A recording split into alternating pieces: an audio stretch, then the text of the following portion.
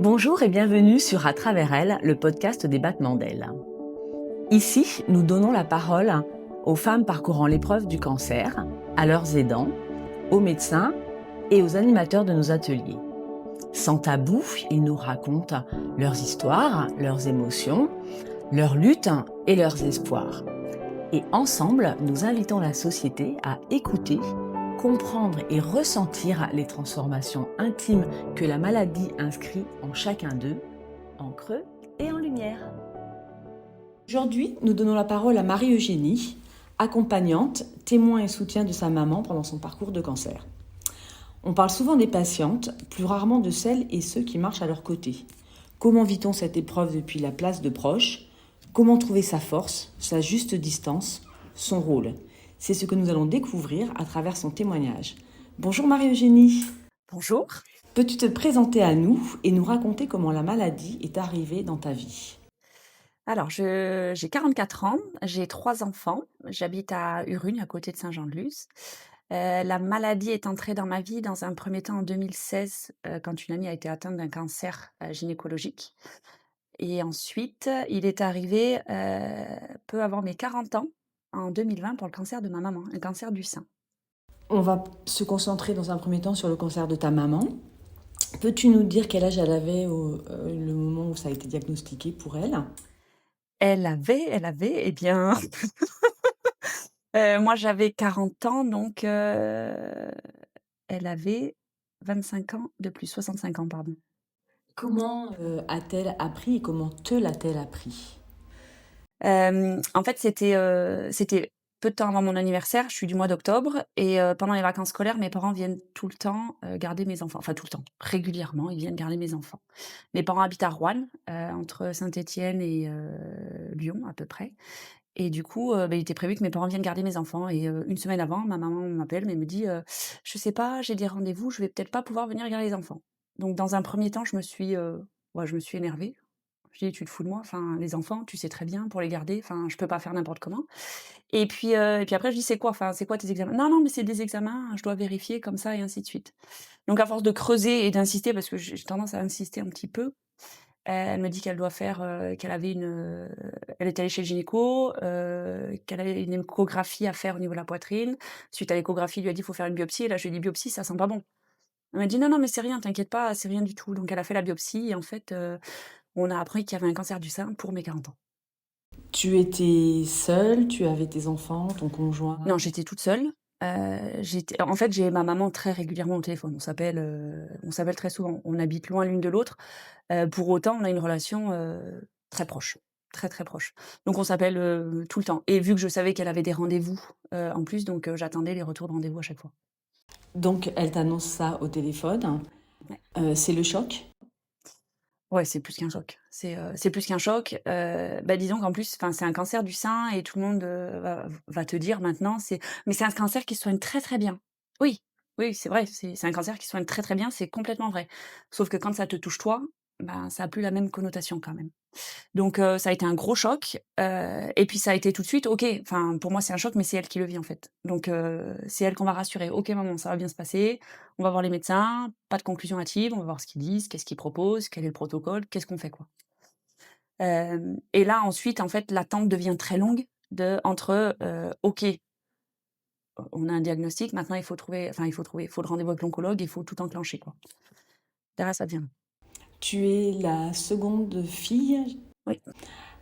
Elle avait appelé ta sœur aînée. Est-ce qu'elle a appelé l'une d'entre vous en premier, toi parce que tu gardais ses enfants ? Est-ce qu'il y a eu... Alors, avec ma sœur, la relation est un peu différente. Ma sœur, est très, très, très sensible, extrêmement sensible, et ça a plutôt été: «OK, d'abord on apprend tout ce qu'il y a à apprendre et après on lui expliquera ce qui se passe, quoi». Pour pas que ça parte dans tous les sens. Donc vous voilà plongées toutes les deux dans le rôle d'accompagnante quelque part. Chacune à parts égales ou quand même plutôt toi moins sensible ? Heu, je dirais que moi j'ai une tendance à prendre les choses en main et j'avais une habitude, j'avais un travail qui faisait que je gérais beaucoup de choses et donc l'habitude de gérer les choses donc ouais, je prends les choses en main. Comment t'es-tu positionnée auprès d'elle au quotidien ?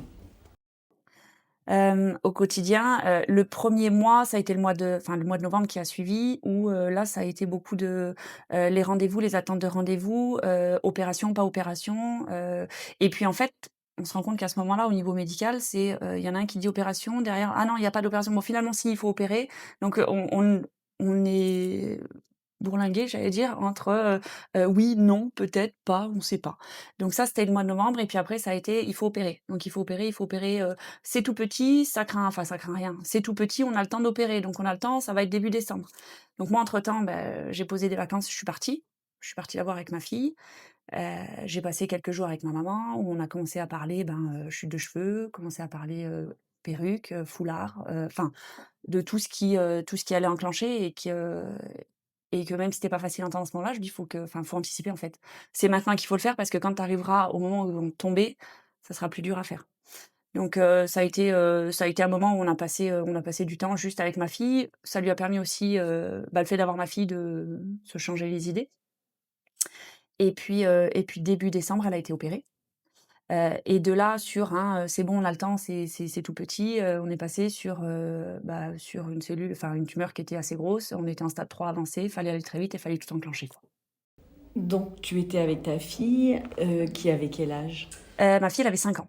À ce moment-là, les enfants n'étaient pas au courant que ils savaient que mamie était malade, mais ils savaient pas ce qu'il en était précisément. Y a-t-il des moments où est-ce que quand tu rentres chez toi, tu craques, ou tu vas rester forte pendant toute, Non, non, non, non. Enfin, au début, oui, tout allait bien, l'opération, on a passé Noël en famille et en fait, ils lui ont laissé passer Noël et juste après Noël, elle a eu sa première chimio et après la première chimio, là, quand tu l'as au téléphone la première fois et qu'en fait, elle est incapable de te parler parce qu'elle y arrive pas, parce qu'elle a pas la force, parce elle a plus rien, compliqué et en janvier, donc janvier 2000, c'était janvier 2021.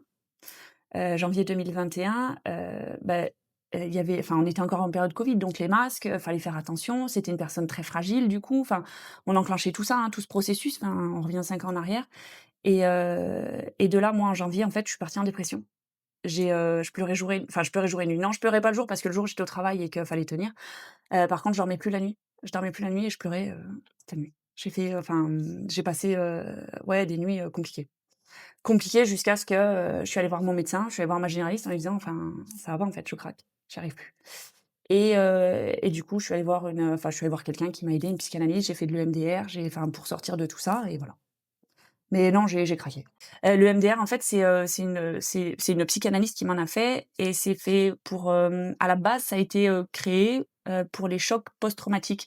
Les militaires qui rentraient de la guerre et pour les aider à, j'allais dire alors c'est pas faire un reset au cerveau, mais aider le cerveau à accepter, et à passer à autre chose certaines personnes vont faire, 10, 15, 20 séances et moi, je crois que j'ai fait 4 séances et à 4e séance, elle me dit: «Ça y est, on a fini en fait, c'est OK» et effectivement, j'allais mieux. Il s'est pas passé, des choses extraordinaires, mais par contre, je suis sortie de mon moment où, je faisais que pleurer et que je m'en sortais pas, quoi. t'es-tu sentie épaulée justement, avais-tu un conjoint? Donc je comprends que tes enfants étaient petits. J'ai pas cherché de soutien en fait des autres.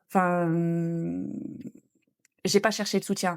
Mon papa était là pour soutenir ma maman, moi j'étais là pour soutenir mon papa parce qu'il avait il avait personne, mon mari est là, il est toujours là, de manière invisible, j'allais dire, mais il est toujours là de toute façon. Il est très discret, mais il est toujours là. Papa, c'est vrai, on n'en a pas parlé. Comment a-t-il lui vécu la situation? Alors la phrase de mon papa maintenant, c'est que, la phrase qu'il dit lui, hein, c'est, «Le cancer de ma femme m'a fait beaucoup de bien». Parce qu'elle s'en est sortie aussi, hein. Mais en fait, ça lui a mis un coup de pied aux fesses à enclencher des choses, à faire des choses. On est sur une génération où, maman, à la maison, elle faisait à manger, elle fait le ménage, elle fait le linge, elle fait tout. Mon père a toujours dit que lui, c'était pas son truc de toute façon. Sauf que là, là, il s'y est mis, quoi. Donc il s'est mis, à se faire à faire à manger, à préparer des choses pour ma mère aussi parce que, il y a des semaines où elle était pas en état de se lever, vraiment pas. Il s'est mis à faire tourner le linge, à faire des machines où, je me suis retrouvée moi avec mon père au téléphone où: «Bon là j'ai du linge, comment ça marche? J'appuie sur quel bouton? Je fais tourner quoi? Tu trié les couleurs? T'as pas trié les couleurs? T'as fait ça? OK, bon attends le sèche-linge, non maman elle met pas tout au sèche-linge. Alors, les chaussettes, les caleçons, tu mets au sèche-linge, pas de souci. Le reste non, ça tu mets à sécher, mais je sèche comment? Bah tu mets avec une épingle, ça tu le mets sur un cintre». C'était tout, à lui apprendre à distance. C'est un bien grand mot après il y a plein de choses qu'il s'est débrouillé à faire, hein. Mais c'était marrant d'avoir, tu te retrouves avec ton papa qui te demande comment faire des choses, quoi. Donc c'est assez, c'est marrant. La distance, c'est un vrai problème dans le cancer et l'accompagnement parce que j'imagine que tu as dû avoir souvent envie de l'accompagner sur place ou de la faire venir dans la région. Oui, alors, j'aurais aimé être près d'elle. Clairement, c'est là où, tu as cette notion de distance qui se décuple, où tu as l'impression que la distance, elle est monstrueuse, quoi. Elle reste la même, mais ça paraît une éternité. Alors je suis remontée beaucoup plus régulièrement parce que plus les années avancent et plus j'éloigne mes retours, dans la famille. Mais là, du coup, je suis remontée très, très, très régulièrement. Alors on calculait entre les chimios, quelle semaine ça pouvait tomber, comment je pouvais venir, pas venir. Et puis moi j'ai 3 enfants, donc les enfants, 5 ans, ça faisait quoi? 5, 7 et 9. Donc faut calculer pour, parce qu'ils sont fatigants forcément à cet âge-là et que ça la fatigue pas trop elle et en même temps je savais que, en voyant les enfants, ça lui faisait du bien. Donc on jonglait dans tout ça. La distance est très dure et en même temps la distance rapproche. Enfin rapproche. J'ai créé un lien avec mon papa qui est le lien que j'ai avec mon papa maintenant parce que j'étais son soutien et il était mon soutien aussi. Avec ma maman, on a toujours une grande proximité, depuis toujours. Hem Et ça m'a permis de lui dire des choses que je pensais et que j'avais peut-être pas, qu'on n'ose pas pas par timidité, mais par pudeur, quoi. Des sujets comme, «Je t'aime maman» ou «Je t'aime ma fille» que t'entends jamais, en fait, t'entends jamais, qu'on ne se dit pas forcément, quoi. Mais où tu arrives et que, tu arrives et elle te prend dans tes bras et tu la prends dans les bras et tu fais un vrai câlin, mais un vrai câlin en pleine conscience, j'allais dire, en fait. Un câlin où, OK, tu es là pour moi et je suis là pour toi. Est-ce que vous avez évoqué un possible départ? Non, non parce que pour moi, elle ne partirait pas et qu'il était évident pas à ce moment-là, disons. Heu, Elle partirait pas à ce moment-là et que je savais qu'elle partirait pas et que, dans la maladie, le mental va avoir une importance capitale.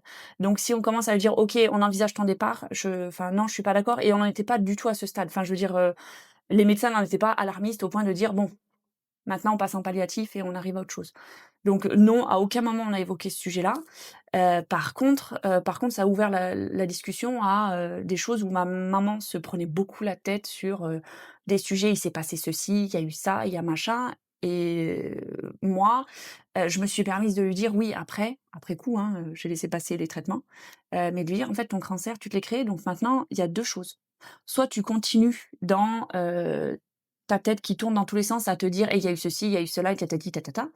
Soit tu sors de ça maintenant et puis, tu laisses couler et tu apprends à te sortir de tout ça parce que sinon, là, tu as une alerte, ton corps, il t'envoie un message qui est assez fort. Maintenant, soit tu l'écoutes, soit tu replonges, mais le message sera encore plus fort. Donc, ouais, ça a ouvert, des gros sujets de discussion. Est-ce que ta maman a trouvé sur place des associations qui pouvaient l'aider à sortir de la maladie ou des gens ou Alors, en dehors du cercle familial, oui, parce que pour le coup, dans ma famille, ma maman est la première touchée par un cancer. Donc effectivement, c'est la découverte pour toute la famille. Et à Roanne, on est sur une ville qui est pas très grande et du coup, il y a pas énormément d'associations. Il y en avait une qui s'appelle Life is Rose, où elle a trouvé, des activités à faire, où elle a trouvé à parler avec des personnes, qui étaient dans le même cas qu'elle, j'allais dire et qui la comprenaient. Elle avait pas besoin de parler, pas besoin de dire ce qu'elle ressentait parce qu'elles avaient toutes, alors pas toutes les mêmes ressentis, mais des ressentis similaires. Et puis en parallèle, il y avait une association sportive qui faisait du sport adapté, et qu'elle fait toujours d'ailleurs. C'est un prof d'arts martiaux, qui leur faisait des cours d'arts martiaux, mais adaptés, pour les personnes qui étaient soit en cours de traitement, soit même après le traitement. Et là, elle continue toujours, mais avec l'association Life is Rose, elle continue, de faire du bénévolat et de faire des actions avec eux. Et puis, elle continue son sport avec, justement son prof de sport qu'elle a découvert là, quoi. justement ce cancer, c'est une forme de résilience. Finalement, elle fait des choses qu'elle ne faisait pas avant. Mais complètement. Mais, elle prend le temps en fait maintenant, maintenant elle arrive à prendre le temps, de faire des choses pour elle, de choisir ce qu'elle veut faire, de prendre son temps pour faire les choses, d'écouter et surtout maintenant elle arrive à si elle a pas envie, elle fait pas et on va pas se forcer pour, quelque chose qu'on n'a pas envie. Donc on comprend de ce que tu nous racontes que ta maman n'a pas eu la chance de connaître les battements d'ailes puisqu'elle n'était pas dans la région. Mais toi, tu es venue vers nous. J'imagine que ça a un rapport. Oui, complètement. Oui, oui, bah, enfin, moi j'ai connu Cyrielle, il y a quelques années au début de l'association, et quand elle m'a parlé forcément forcément il y a de l'affect qui rentre en compte. Enfin, même si c'est pas directement cette association-là, ça reste une association pour les femmes atteintes de cancer et automatiquement, je suis touchée, oui. Et donc, qu'est-ce que tu proposes à nos adhérentes? Tu veux nous en toucher deux mots? Oui. Heu, alors depuis le cancer de ma maman et le covid, j'ai changé de travail. J'ai fait une reconversion et du coup maintenant je propose des ateliers. Alors je suis kinésiologue, c'est pour ça qu'il faut être à l'écoute de son corps, et je propose des ateliers notamment au battement d'ailes avec, Carole, sur l'estime de soi. En fait, l'estime de soi de l'intérieur vers l'extérieur. Parce que l'estime de soi va commencer à l'intérieur sur comment je me sens dedans, comment je m'écoute à l'intérieur et après, on va sur l'extérieur avec tout ce qui va concerner, la tenue vestimentaire, le maquillage, heu, les couleurs que je vais mettre par rapport au message que je veux diffuser, la forme des lunettes et ainsi de suite. Donc du coup, c'est un atelier qu'on propose effectivement pour l'association pour aider les femmes, à se sentir, mieux. Et ça les aide, je te le confirme. Est-ce qu'on peut parler un petit peu de la façon dont tu as perçu le système de soins? Soutenant, déshumanisé, adapté, comment... Alors, je dirais qu'il y a deux choses. Il y a la vie de ma maman et les retours qu'elle m'en a fait et il y a moi d'un point de vue extérieur. Enfin, c'est-à-dire que ma maman, m'a toujours dit quand elle allait faire ses chimios ou, quand elle allait faire les rayons, les personnes sur place étaient, très douces, très gentilles, très, très à l'écoute. Vraiment, très, très, très, très gentil. On a du personnel qui est hyper empathique, qui est top, vraiment. Moi, je vois plus le côté extérieur où au départ, c'est, OK, on fait une biopsie. Non, mais c'est rien, mais bon, enfin, c'est quand même pas bon. Enfin, on sait pas. Heu, on te met une alerte, mais en même temps, on te dit: «Ouais, mais bon, enfin, on sait pas, hein, donc tu as un doute, mais tu l'as pas et tu avances et ça va, l'opération, on a le temps, on va voir ce que ça donne». Finalement, tu sors de l'opération: «Ah non, mais c'est un stade trop avancé, il faut aller très vite maintenant dans la chimio». Et en fait, c'est le yo-yo émotionnel, quoi. Alors ça enfin, on n'a déjà pas besoin de ça. On a déjà tout ce qu'on peut déjà entendre. Potentiellement, on évite d'aller sur internet chercher les infos parce que ça empire les choses. Le personnel qui était autour d'elle vraiment, ceux qui s'occupaient d'elle vraiment pour la chimio, pour le rayon, très empathique, très très à l'écoute, très top. Et moi, je trouve qu'il y a vraiment un yo-yo où on est baldingué dans tous les sens, quoi. Au départ, baldingué dans tous les sens jusqu'à ce qu'on arrive à: «OK, tu as un traitement et tu enchaînes avec ça», quoi. Précisément, qu'est-ce que tu aimerais que les professionnels ou même l'entourage élargi comprennent mieux? Quel message tu pourrais avoir à donner Mais en fait, c'est alors c'est lié au cancer, mais c'est de manière générale, en fait, dans le médical. Chose que j'arrive à comprendre, pour eux, c'est leur vie de tous les jours. Donc, ils te balancent des infos comme ça parce que c'est leur vie, c'est classique, c'est comme ça, quoi. Sauf que derrière, derrière un cas, derrière un patient, c'est quand même une personne, c'est un humain qui a des émotions, qui a des sentiments et une personne va être plus sensible qu'une autre et selon la façon de dire les choses, ça va être plus ou moins bien, perçu.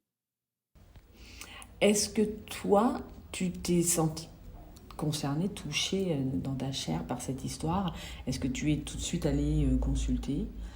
Est-ce que pour ta fille, tu as des angoisses?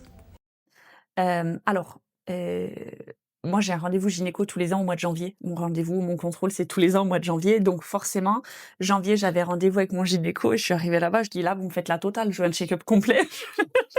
Il me dit: «Oui, non, mais ça va», il me dit: «Vous inquiétez pas». Je dis: «Non, non, stop». En fait, je dis: «Il y a 2 ans, une amie, c'est cancer gynéco». Je dis: «Là, ma maman déclenche un cancer du sein». Je dis: «Donc là, enfin, je veux la totale», si on peut dire. Donc ouais, là, à 40 ans, j'ai eu mammographie, on a tout enclenché, j'ai un suivi régulier, que j'avais déjà, mais encore plus régulier. Mes fils, je les ai fait vacciner pour le papillomavirus, les 2 garçons, et ma fille est encore trop jeune, donc pour l'instant, elle est pas vaccinée. J'ai pas d'angoisse, non, et je veux pas en avoir parce que je veux pas créer quoi que ce soit. Simplement, on est prudent et on est suivi. Tu as évoqué tout à l'heure ton amie, une amie proche qui également a eu un cancer gynécologique. Peux-tu nous en dire un peu plus? Ouais, elle est décédée, en fait, donc si je parle d'elle, je vais pleurer, je le sais, hein. Enfin, je En fait, elle a eu un cancer gynéco qui s'est déclenché en 2016. Et ça s'est généralisé. Et en avril 2018, j'ai son ami Eric qui m'a appelé pour me dire écoute Marie, si tu peux venir, c'est bien. Elle était sur Toulon, elle. Elle m'a dit si tu peux venir, c'est bien parce qu'il me dit là, ça va être compliqué. Elle m'appelle derrière pour me dire elle était en essai clinique sur Paris. Elle faisait une chimio expérimentale sur Paris. Et en fait, elle en a fait 2. Ils ont fait des tests et il y avait aucune avancée sur elle. Donc ils lui ont dit stop, on arrête. Elle est décédée à 40 ans et 3 semaines. Elle est décédée le 25 décembre 2018. Elle était du 4 décembre. Et ouais, c'est chaud quoi. En fait, j'ai fait cette année-là, j'ai une copine qui m'a lancé un défi pour faire Raid des Alizés en Martinique. Raid des Alizés, en fait, c'est une équipe, tu pars par équipe de 3 et tu dois faire VTT, kayak, trail. Et c'est un raid où le soir, tu apprends les épreuves du lendemain. 80 kilomètres, tu pars à 3, tu arrives à 3. Et à la fin, tu donnes de l'argent pour une association, et ainsi de suite.